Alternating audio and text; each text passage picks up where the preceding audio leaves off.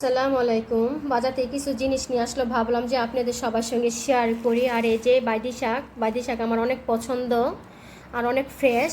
আর এই যে আইন মাছ, আমার ছেলে বলছে জামু তুমি আজকে আইন মাছই রান্না করো। কিছুক্ষণ আগে আমার ছেলে স্কুল থেকে আসলো পরীক্ষা দিয়ে। ওদের 2 মাস পর মাসিক পরীক্ষা নেয়, একটা ইংরেজি আর এসে গণিত। আর এই যে মিষ্টি কুমড়া, বেল। আজকে এত কিছু রান্না করব না, রোজার মাসে এত কিছু রান্না করলে খাওয়া হয় না। আর এই যে ভেন্ডি আর এই যে তেঁতুল, আর তেঁতুল অনেক ফ্রেশ। আপনাদের দেখানোর সুবিধার জন্য যে হলুদ পাতা দিয়ে মোড়ানো ছিল, আমি এই জন্য বের করেছি। আপনি এরকম ফ্রেশ তেঁতুল শুধু কক্সবাজারই পাবেন। আর মাছটা এখন আমি কেটে নেব। মাছ কাটা হয়ে গেছে আর আমি পানি দিয়ে ভালো করে মাছটা ধুয়ে নিয়েছি। আর লবণ পরিমাণ মতো, হলুদ। আমি এখন মাছটা হলুদ লবণ দিয়ে মাখিয়ে ভেজে নেব। কড়াইয়ের মধ্যে আমি তেল দিয়ে দিয়েছি আর সরিষার তেল দিয়েছি। তেলটা গরম হয়ে গেছে, আমি এখন মাছ দিয়ে ভেজে নেব।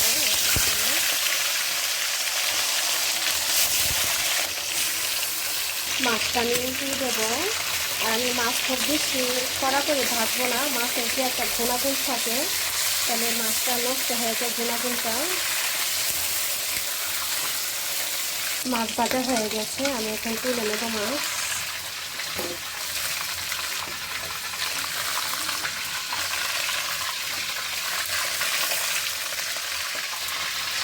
আবারও মাছ ভেজে নেব।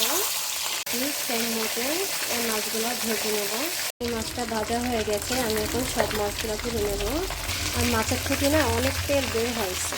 আমি এখন মাছের তেলের মধ্যে এখন একটু পেঁয়াজ কুচিগুলো দিয়ে ভেজে নেব। আমি এখানে বড় সাইজের 8টা পেঁয়াজ নিয়েছি। পেঁয়াজ ভাজা হয়ে গেছে, আমি এখানে কিছু মশলা নিয়েছি। ধনের গুঁড়ো, মরিচের গুঁড়ো, হলুদ, জিরা গুঁড়ো, লবণ, পেঁয়াজ বাটা, রসুন আর কাঁচামরিচ দিছি 4 পিস। তখন আমি কষাই নেব ভালো করে।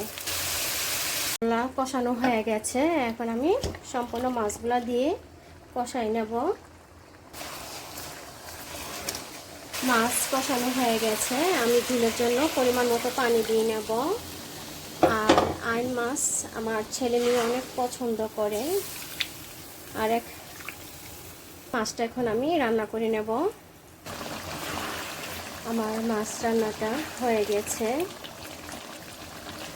আর ঝোলটা আরও টেনে যাবে মাছটা যখন ঠান্ডা হবে। ভালো লাগলে লাইক কমেন্ট করবেন। সবাই ভালো থাকবেন। আল্লাহ হাফিজ।